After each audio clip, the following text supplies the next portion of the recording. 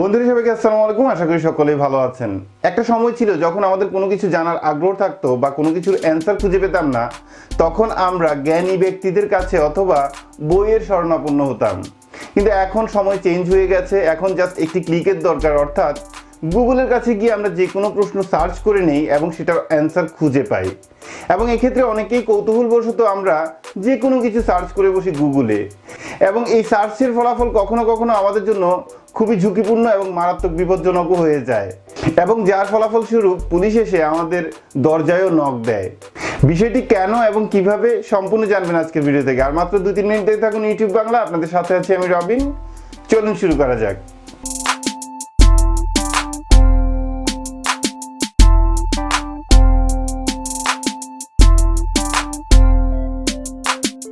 বন্ধুরা, এখানে প্রথমত একটি কথা আমরা প্রত্যেকেই জানি, যেটা হচ্ছে যে আমাদের অ্যাক্টিভিটিস, অর্থাৎ গুগলে আমাদের যে কোনো অ্যাক্টিভিটিস গুগল সেটা রেকর্ড করে রাখে, অর্থাৎ সেটা মনিটর করে।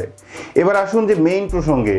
বর্তমান ওয়ার্ল্ডে যে পরিমাণ টেরোরিজম বৃদ্ধি পেয়েছে এবং এটার প্রভাব হয়েছে, সো এই অ্যালার্টের কারণে গুগলের কাছে যে সার্চ কিওয়ার্ডগুলি, সেই কিওয়ার্ডগুলি কিন্তু খুবই গুরুত্বপূর্ণ হয়ে দাঁড়িয়েছে, এবং যার ফলশ্রুতিতে গুগল কিছু কিছু ডেঞ্জারাস যে সার্চ কিওয়ার্ড আছে সেই কিওয়ার্ডগুলি প্রত্যেক দেশের ইন্টেলিজেন্স অথবা আপনার আইনশৃঙ্খলা বাহিনীর কাছে সেটা শেয়ার করে। সো এই সার্চ রেজাল্টগুলি মূলত criminal activities type search result হয়ে থাকে। সো এই ক্রিমিনাল অ্যাক্টিভিটিস টাইপ সার্চগুলি কেমন হতে পারে? যেমন হচ্ছে যে how to make a bomb, how to make a গান, how to kill someone, how to attack someone suddenly, like criminal related যতগুলি অ্যাক্টিভিটিস আছে, শুধু এটা না আরো অনেক কিছুই হতে পারে যেগুলি ক্রিমিনাল রিলেটেড। সো এই ধরনের কিছু কিছু ওয়ার্ড আছে যেগুলি গুগলে আপনি সার্চ করলে গুগল সরাসরি সেটাকে মনিটর করে আপনার দেশের আইনশৃঙ্খলা বাহিনীর কাছে শেয়ার করতে বাধ্য। সো এই ধরনের বিষয়গুলি থেকে অবশ্যই অনেক অনেক দূরে থাকবেন, কারণ আমাদের অনেকেরই একটি জানার কৌতূহল থাকে, যেটা হচ্ছে যে একটি সিম্পল ব্যাপার, যেটা হচ্ছে how to make a bomb. এটা কিন্তু আমি একজন নিরপরাধ ব্যক্তি, আমি কিন্তু সেটা সার্চ করতে পারি। সো এক্ষেত্রে আপনার হয়তো দোষ নেই, কিন্তু দোষটি হচ্ছে সেই কিওয়ার্ডের, যে কিওয়ার্ডটি বাধ্য করবে পুলিশ এসে আপনার দরজায় নক করতে। কারণ গুগল যখন আইপি অ্যাড্রেস শেয়ার করে দিবে আপনার যে কোনো দেশের পুলিশের সাথে, সেই আইপি অ্যাড্রেসই শুধুমাত্র যথেষ্ট একদম সোজা কোনো ভেজাল ছাড়াই আপনার ঘর পর্যন্ত নিয়ে যাওয়ার জন্য। সো বিষয়টি আশা করি ক্লিয়ার হয়েছে। তাছাড়া বর্তমানে এখন অনেকগুলি ভিডিও দেখা যায় যে what you should not search on Google. এখানে কিছু কিছু অযৌক্তিক ব্যাপারও এসে দাঁড়িয়েছে। যেমন অনেকেই বলে যে আপনি আপনার নাম সার্চ করবেন না গুগলে। আপনার নাম সার্চ করলে কি হবে? আপনি যখন একটি গুগলের ইমেল অ্যাড্রেস বানিয়েছেন, ঠিক আছে, আপনি যখন একটা গুগলে ইমেল অ্যাড্রেস তৈরি করেছেন, তখন গুগল জানে আপনার নাম কি। শুধু নাম না, আপনার ডেট অফ বার্থ তো কি সেটাও আপনার জানে। ধরে নিন যে আপনার নাম, ডেট অফ বার্থ সব কিছুই ফেক দিয়েছেন গুগলকে, তারপরে তো গুগল জানে যে আপনার লোকেশন কোথায়। ধরে নিন আপনি লোকেশন সার্ভিস ব্যবহার করেন না, শুধুমাত্র নেভিগেশনের জন্য মাঝে মধ্যে ব্যবহার করেন, সেক্ষেত্রে ভুলবশত যদি আপনার লোকেশন একদিনও অন থাকে, সেক্ষেত্রেও গুগল জানবে যে আপনি কোথায়, অর্থাৎ আপনি কোথায় থাকেন অথবা কোন জায়গায় যাওয়া আসা করছেন। আপনার বিভিন্ন জায়গায় যখন আপনি গুগলের ম্যাপ ডাউনলোড করে থাকেন, তখন আপনি দেখবেন যে আপনি যদি কেএফসিতে খেতে যান, তখন গুগল তার 1 ঘন্টা পরেই আপনাকে একটা নোটিফিকেশন দিবে যে আপনি কি কেএফসিতে গিয়েছিলেন এই জায়গার এই স্থানে। সো অবভিয়াসলি এখান থেকে পুরোপুরি প্রুফ হয়ে যায় যে গুগল জানে আপনি কোথায় যাচ্ছেন এবং কোথায় থাকেন।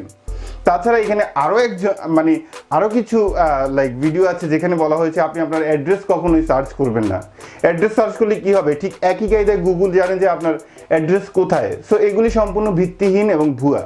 সো তাছাড়া আরও একটি জিনিস আছে, যেটা হচ্ছে যে অযৌক্তিক। এটা অযৌক্তিক আপনার বেলায়, কিন্তু ভিডিওর বেলায় যৌক্তিক। যেমন হচ্ছে যে আপনার প্রচণ্ড মাথা ব্যথা, আপনি জাস্ট সার্চ করছেন যে আমার কেন প্রচণ্ড মাথা ব্যথা হচ্ছে, সেখানে একটি রেজাল্ট চলে আসলো যে আপনার ক্যান্সার। সো এটা সম্পূর্ণ অযৌক্তিক। গুগলের যে সার্চ ইঞ্জিন সেটা কাজ করে বিভিন্নভাবে। যেমন একটি সার্চ ইঞ্জিনে যখন আপনি একটি কিওয়ার্ড সার্চ করবেন, সেই কিওয়ার্ড সার্চের রিলেটেড যে একটি আর্টিকেল আছে, সেটা যত ভুয়াই হোক না কেন, সেটা যদি র্যাঙ্কিংয়ে থাকে, সেটা আপনার গুগলের সার্চ রেজাল্টের প্রথমে দেখিয়ে দিবে। এখন সেটা ভুয়া হোক বা সত্য হোক, যেটাই হোক না কেন। তো এখন আপনি যদি আপনার সার্চ রেজাল্ট অনুযায়ী আপনি সেই লিঙ্কে ক্লিক করেন এবং সেই ভুলভ্রান্ত একটি আর্টিকেল পড়ে আপনি ভেবে নেন যে আপনার ক্যান্সার হয়ে গেছে।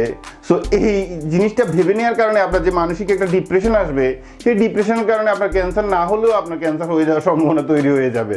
সো ব্যাপারগুলি ঠিক এরকম। সো এই হচ্ছে যে লাইক বিভিন্ন জিনিস, এগুলি মোটামুটি আপনি যদি একটু চিন্তা করেন সেক্ষেত্রে আপনি যৌক্তিক আর অযৌক্তিক ব্যাপারগুলি অবশ্যই খুঁজে পাবেন। তবে এখানে একটি জিনিস খুবই সত্য কথা, যেটা হচ্ছে যে আপনি ক্রিমিনাল রিলেটেড যদি কোনো কিছু সার্চ করেন সেক্ষেত্রে পুলিশ আপনার দরজায় এসে নক দিবে, এটা খুবই চরম একটি সত্য কথা এবং এটার পসিবিলিটি খুবই বেশি, যতই আপনি ইনোসেন্ট হন না কেন।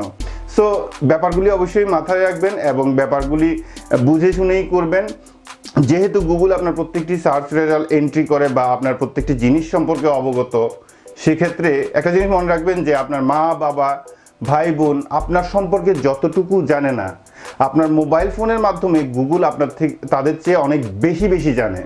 সো এইসব ব্যাপারে অবশ্যই সাবধানিত হতে হবে এবং এই সাবধান হলেই আপনি মোটামুটি সেফ থাকবেন।